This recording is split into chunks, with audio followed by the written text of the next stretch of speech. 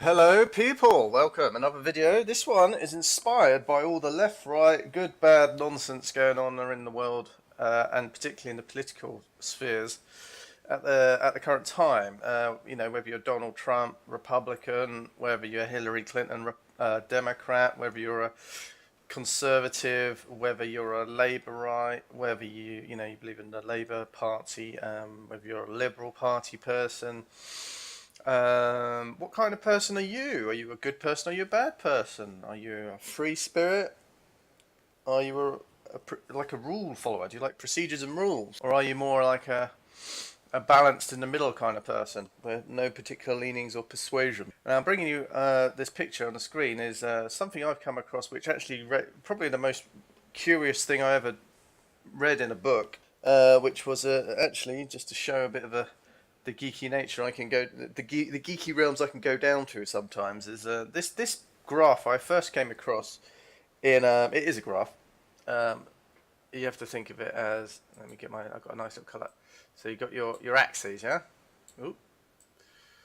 So you got, what is it, X, and you got your Y, yeah. So it's a graph really that is a cross section of kind of like good and bad, and orderly and disorderly conduct, and in the middle you would have some sort of a neutral kind of persuasion, like complete balance, if that's even achievable. It might be.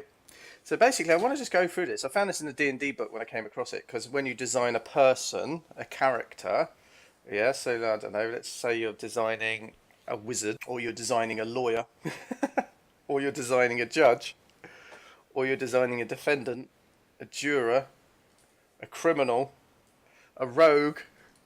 So when you're designing a persona, you have to kind of think about, right, where does this guy fit? Where's his base? Where's his home point on this graph? Yeah, is he like a criminal who likes to steal and take what he wants, but every now and again he does a good thing? So he would be like leaning in that kind of direction. Yeah. I wonder if I can, boom. Yeah. Or let's change the colour for no. The classic do-gooder has order, rules, principles, good godly deeds, but every now and again he gets blind drunk. Yeah. Or he every now and again he loses his temper. Well, actually no, that would be down here. He'd be going straight across the board. Whoop.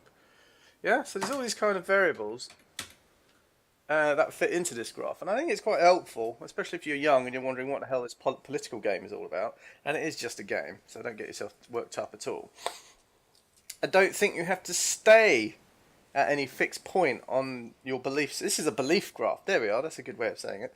It's a belief. Where do you believe you are? Are you a communist? Are you like a fascist? Are you a good guy? Or are you a bad guy? People move around this graph during their lifetime. And what you tend to see is that people tend to be quite liberal. So kind of like, well, on this graph you're towards the right, but technically you'd be like called left-leaning. Yeah, and then as you get older, you would tend to do something like well, you'd hopefully go up in this kind of way, or you might just stay like this. This is what people tend to get more conservative as they get older. To give you an idea. So I've got some points here. I just want to go across, because all these we're in a very confused time at the moment in terms of like where we are politically, and I think this is I blame the Renaissance. I'm going to go out there and say it. I'm going to blame the Renaissance, because what the Renaissance did, or the Enlightenment, it did this to this graph,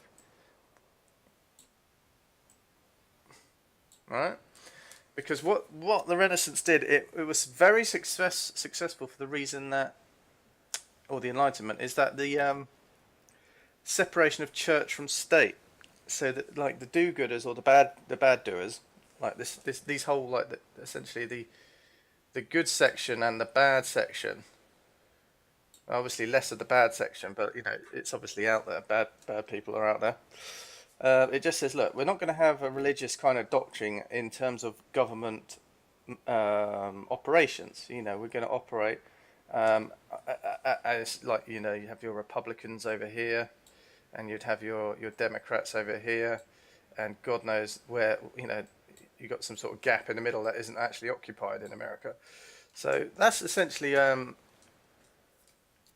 where we are with our system. So you have these leanings, if you like. But when you separate the top and bottom half of this graph, when you remove it, it doesn't make those things go away as much as you might like them to. What it does, it just focuses the core features of government around the creation of new laws, here to become more, to control people's thought processes. And then you also have the reduction of laws, or getting rid of legislation, in order to give the populace the idea of individual freedom and liberty. Yeah, but it's always a balancing act, which doesn't always go right. I mean, it's a hard thing to get right. I mean, we've been doing this since the dawn of time.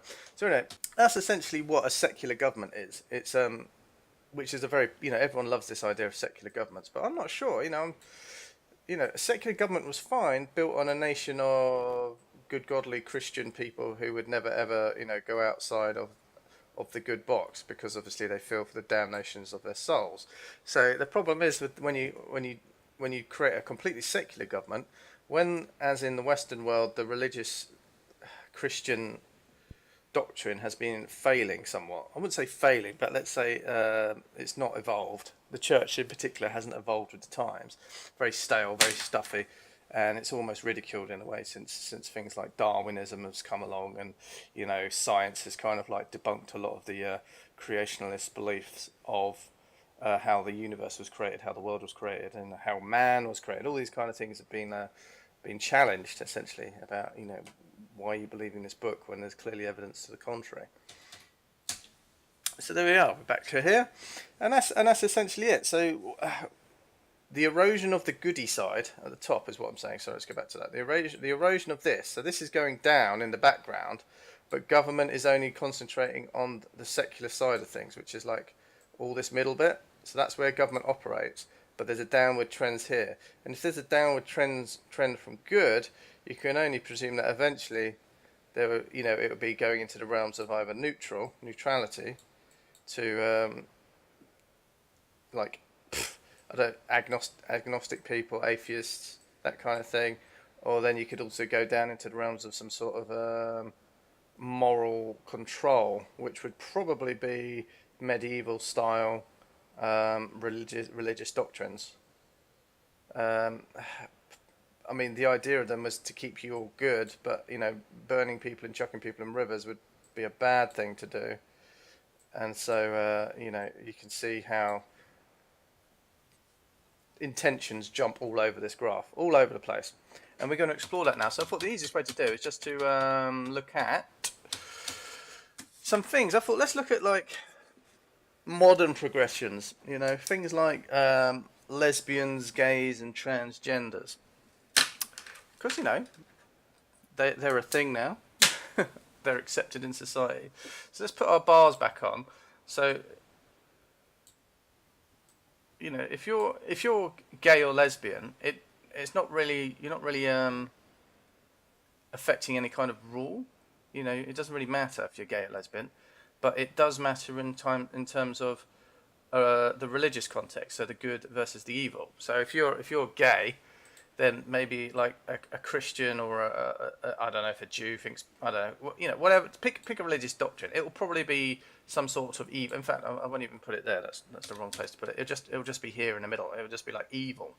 Oh, you can't have sex with your same sex because you'll go to hell.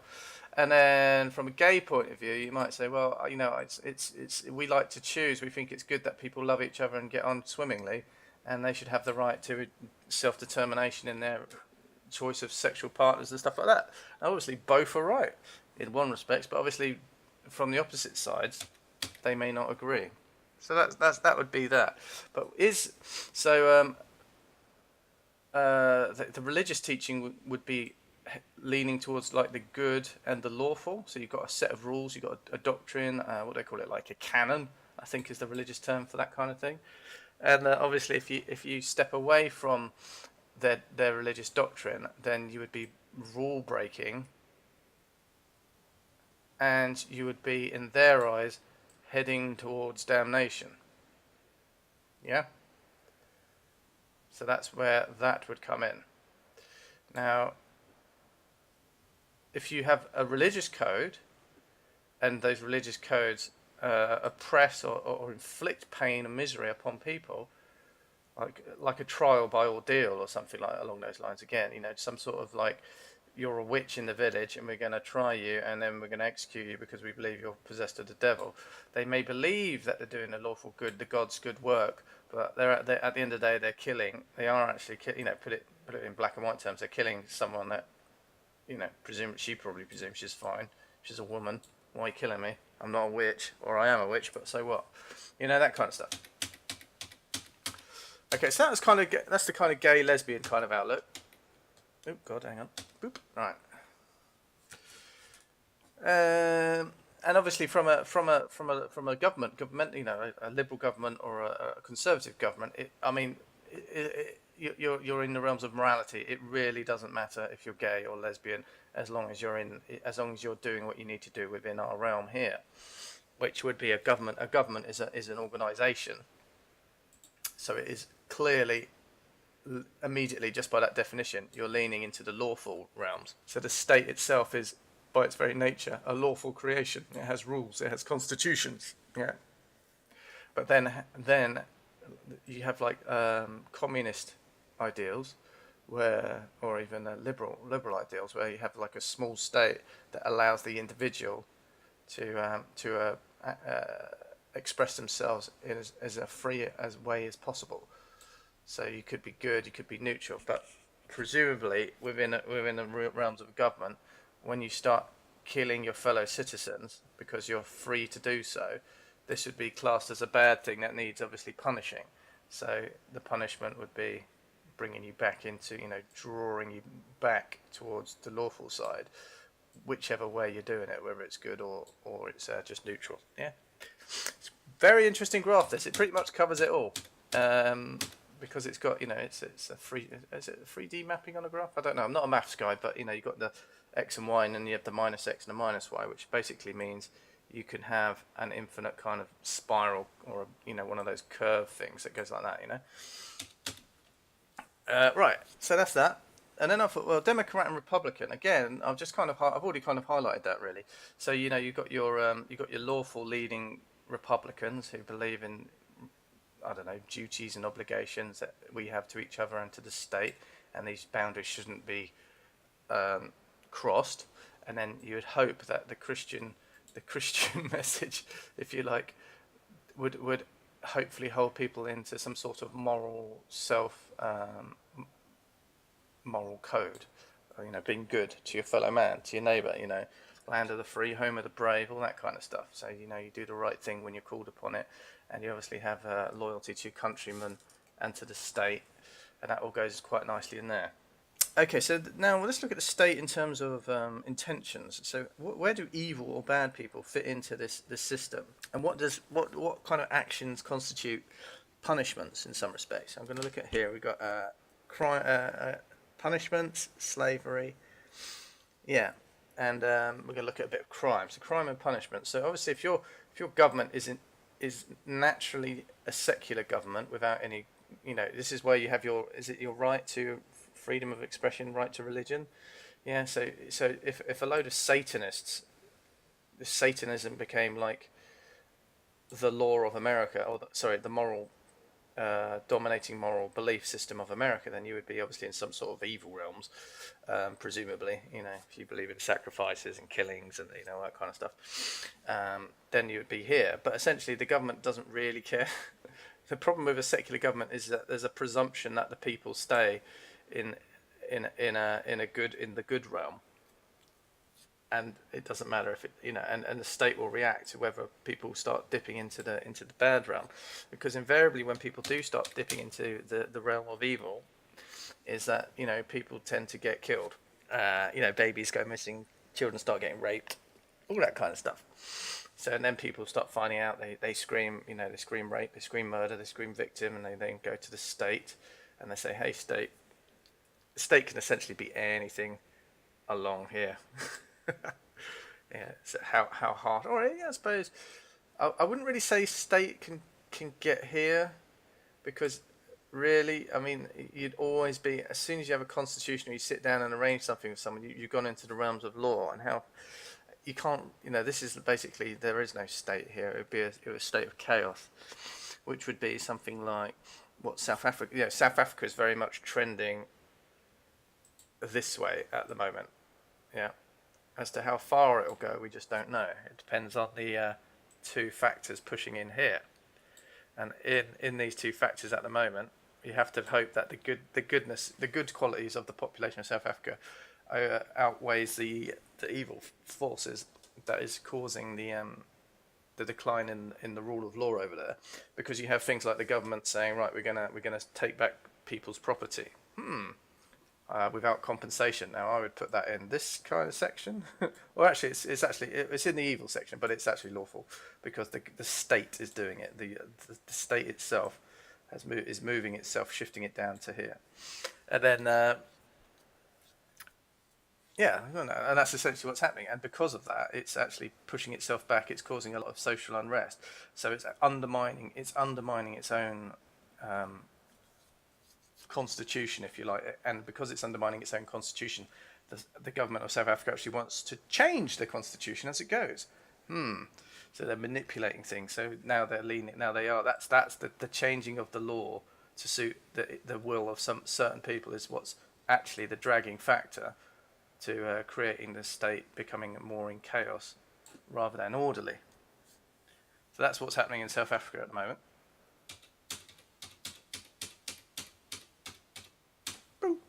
All right, so yeah, and then I thought, let's look at other things like slavery. Right, slavery. So there we are. Let's look at it from let's all blame history. So you have, let's say America. So I'd always lean America this way. State and Christianity. All these good morals and stuff like that.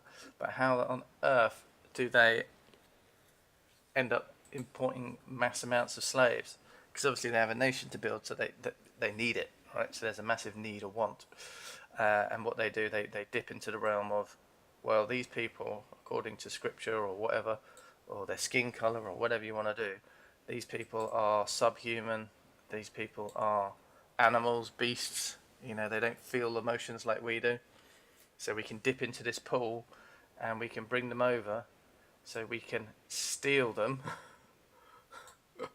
and then we can enslave them.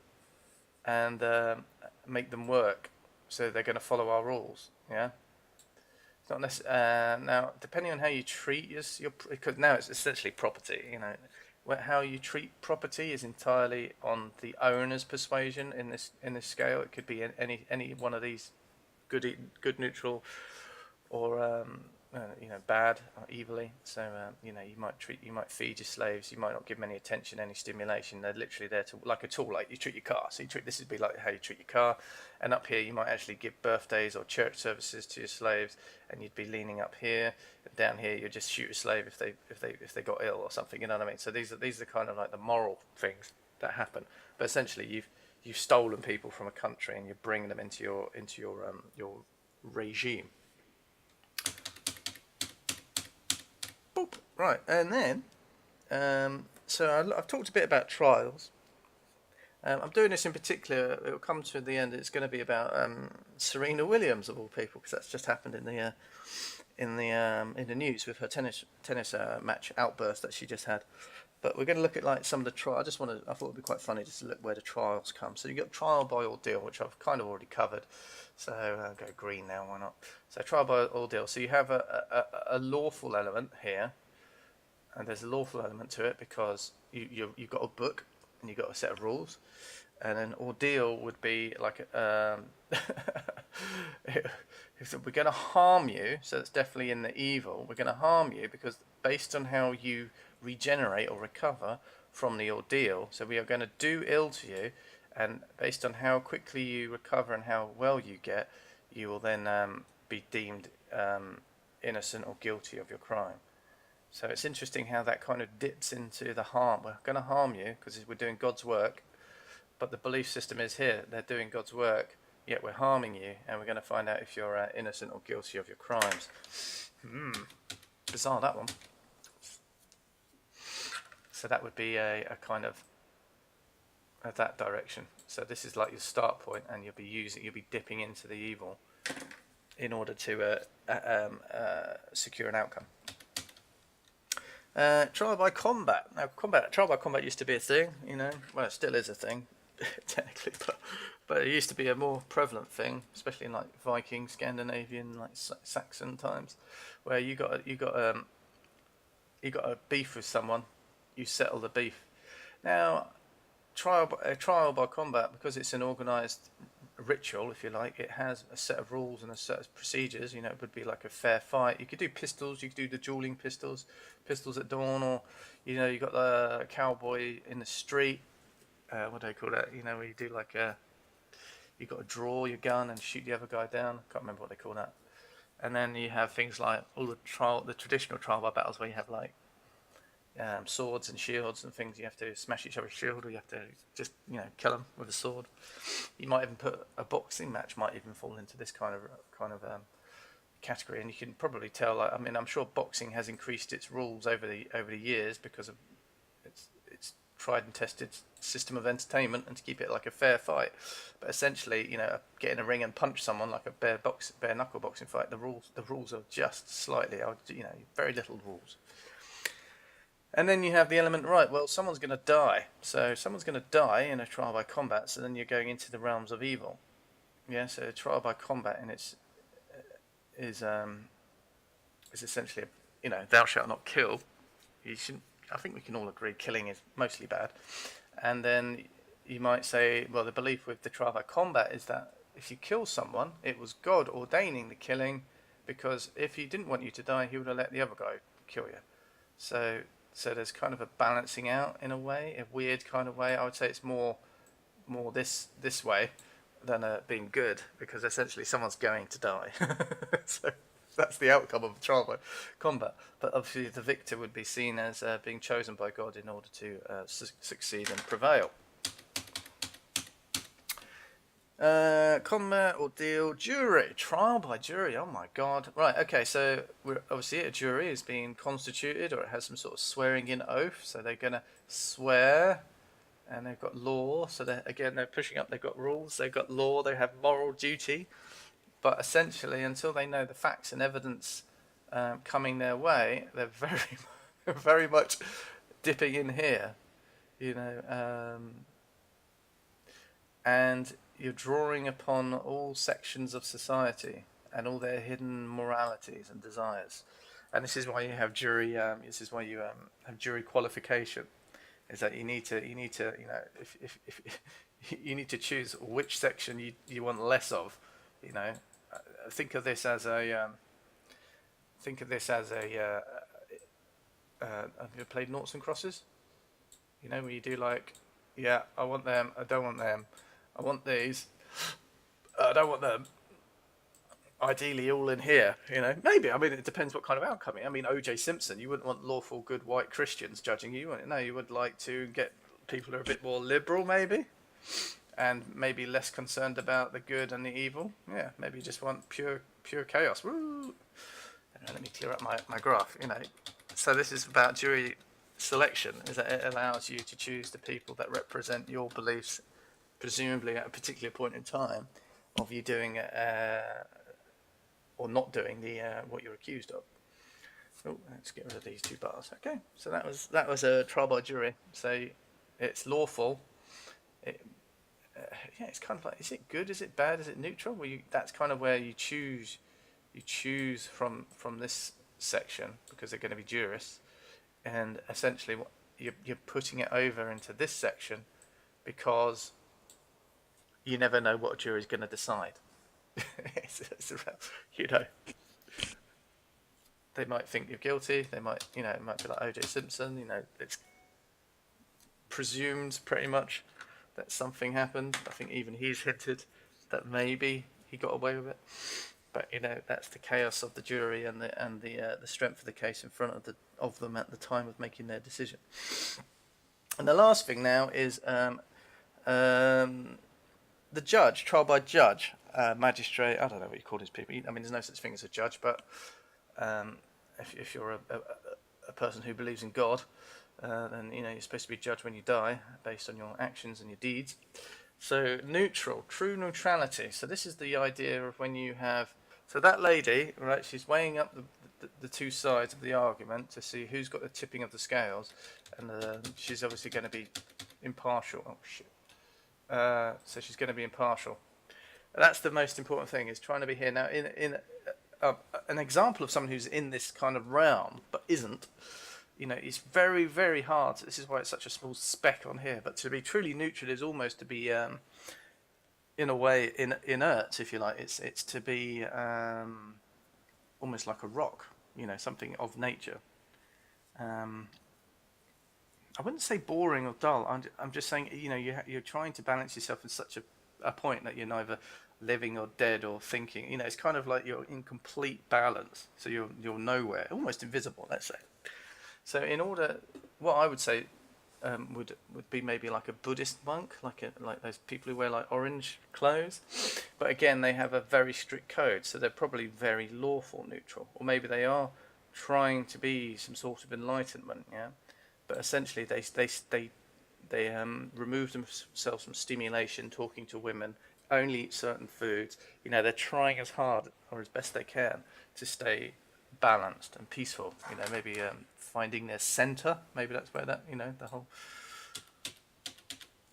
So that would be that kind of thing. That's what you're essentially trying to get when you go in front of a judge, and this is where a lot of people mess up, because people presume that they're going in with a neutral judge. But it very much depends on where what court you're in, whose court you're in, and what court you're in. So who's made that court? How have they defined the rules? Are you the blood sacrifice today? Something up here would be totally different. Oh look, it's like a flower. Isn't that nice? So yeah. You've got to know what kind of court you're walking into, and to presume that the judge in the middle is acting neutral or impartial is a question you can ask. Are you an impartial judge today? Are you acting impartial, or are you following a set of rules? Who created this court? What am I in this court? What do you believe I am, and who do you believe I am? And how have you come to that belief? Who's defined me to be? Who's defined your beliefs to make me adhere or comply with those beliefs? There's all these this is technicalities before you've even stepped into the ring, or if you stepped into the ring, it's usually a bit too late to ask. But these are the kind of things you need to know before you go wandering around into people's courts. Think of a court as your house, yeah. Think of any random house in the street, and you're going to walk into it. You don't know if that's a crazy guy with a gun selection. He's got like 50,000 guns, and anyone comes up his porch and knocks on his door, or at least goes in. He's left his door open. You never know what you're going to find inside. You might have an old lady baking cookies. Fantastic. You might have a guy there, like I said, with a gun. You might have one with an animal loose in the house. You never know.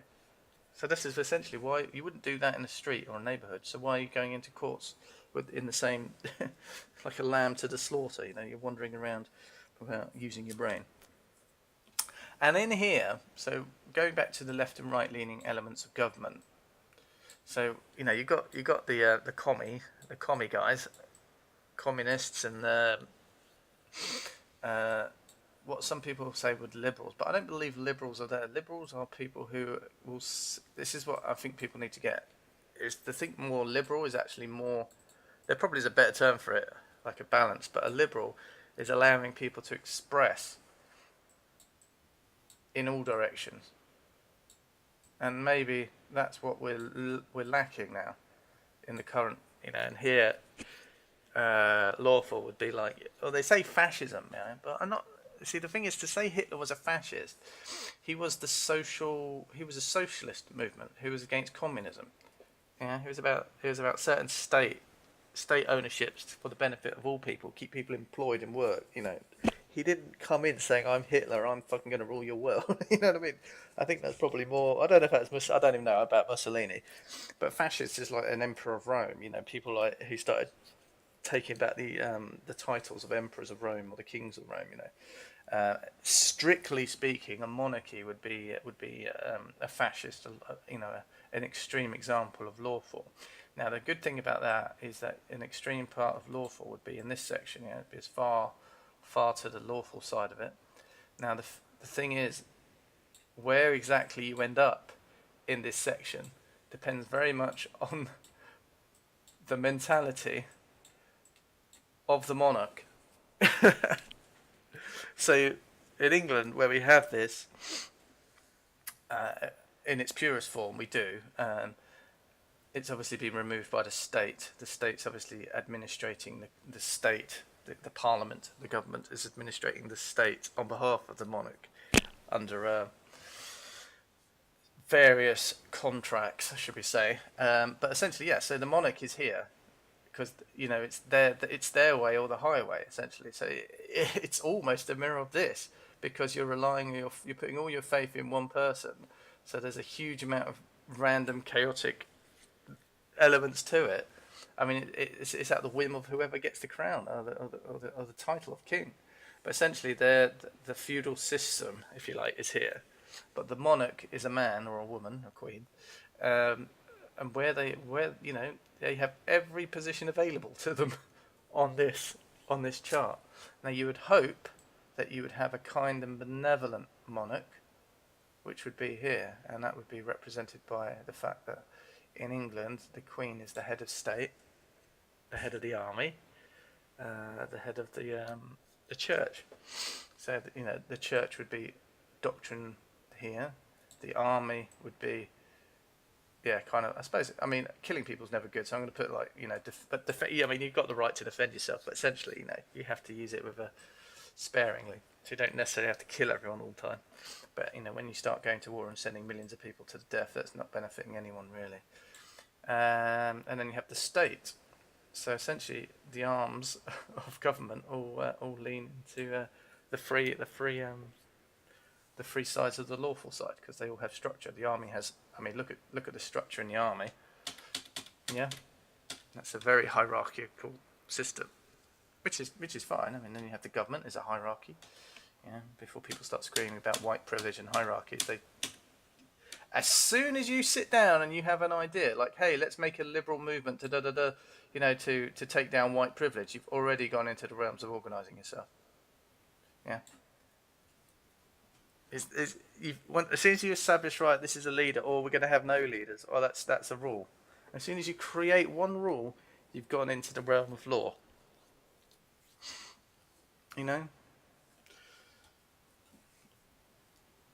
Especially if you're going to stick to the rule. So, you could be as liberal, you could be all those Antifa people. Antifa's a lawful organisation.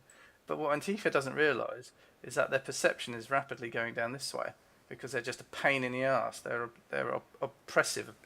They have views that won't change.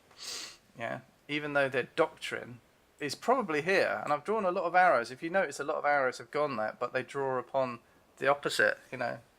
So they like to be like good. So gay rights, women's rights, transgender rights. Oh God, I don't know, animal rights and nature rights. Rights.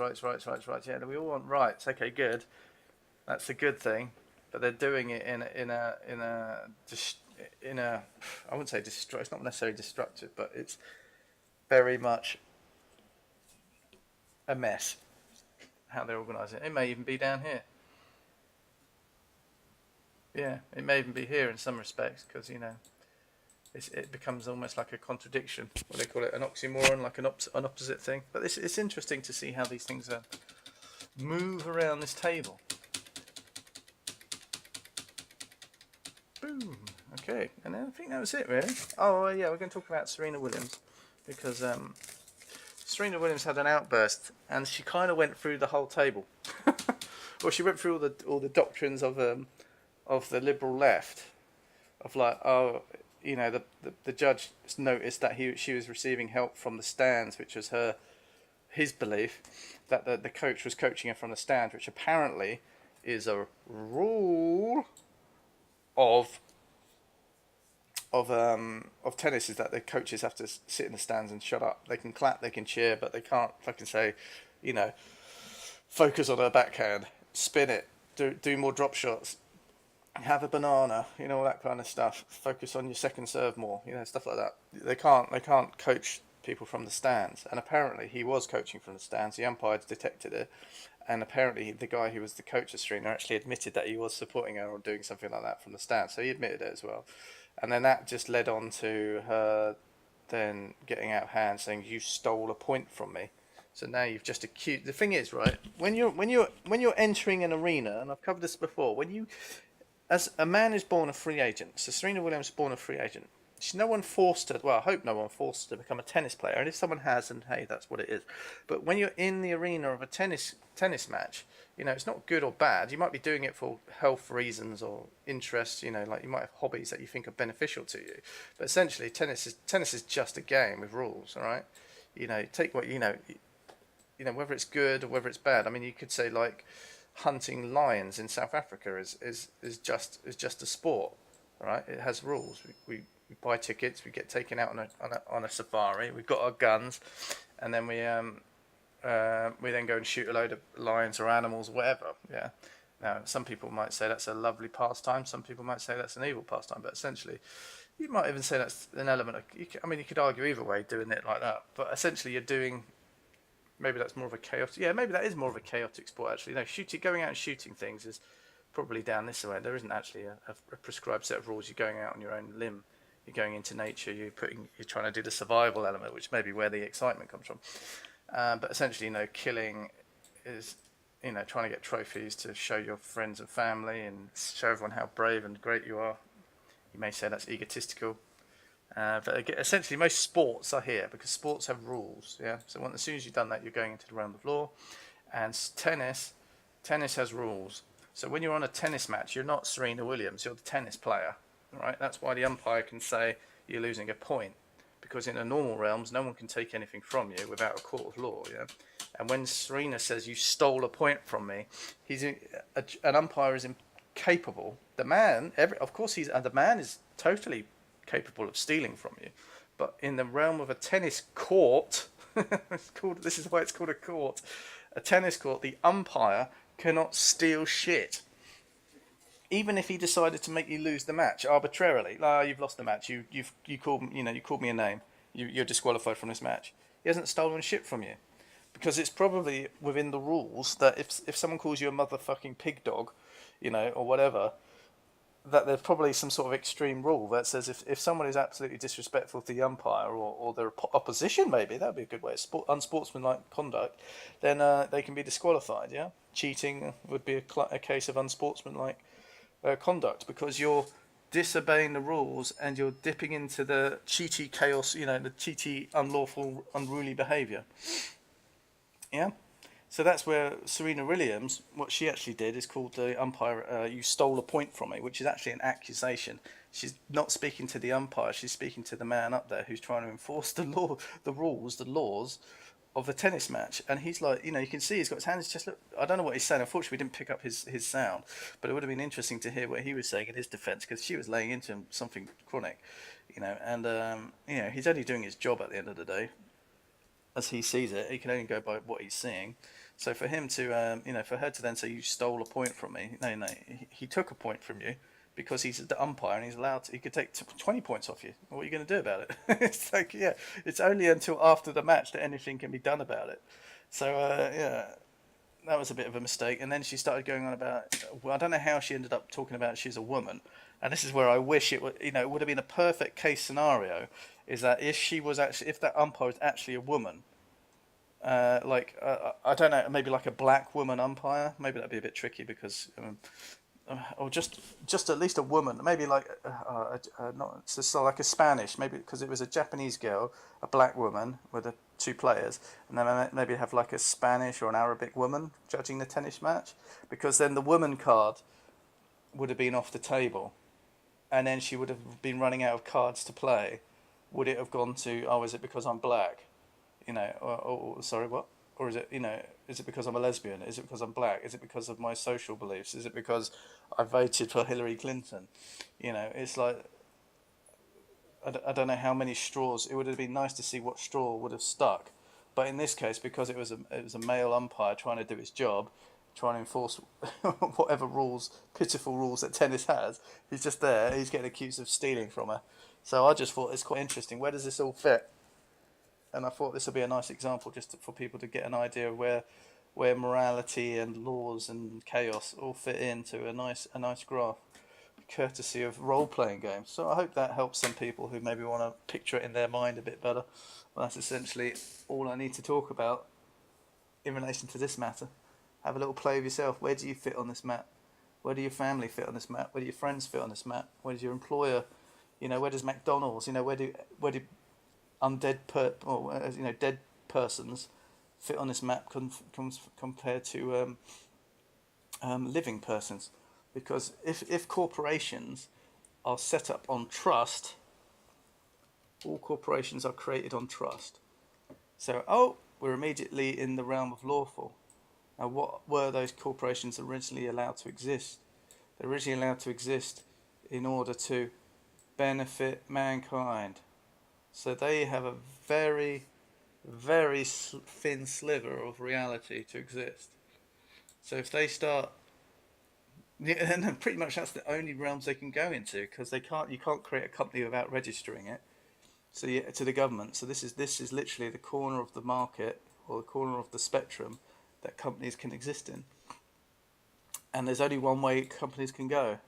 They can either not give a crap about the morality, or but invariably that will lead to this. Because if you don't care about good or bad, at some point you're going to do something good, and at some point you're going to do something bad. And the problem is, if a corporation does something evil to the people, to the living flesh and blood things that have access to all areas, they are unlimited liability. They are unlimited in their expression as living creatures. Yeah. Then they jeopardise their. They've broken the rules. They've done a court violation. Yeah, unsportsmanlike behaviour. So what happens when a corporation breaks its unsportsmanlike behaviour? Then it's in breach of its charter, and as Serena Williams says, you stole a point from me, and they can be punished. And how would you punish something that is charted not to do any harm, wrong, or injury to mankind? How do you punish them? That's another discussion for another day. Enjoy!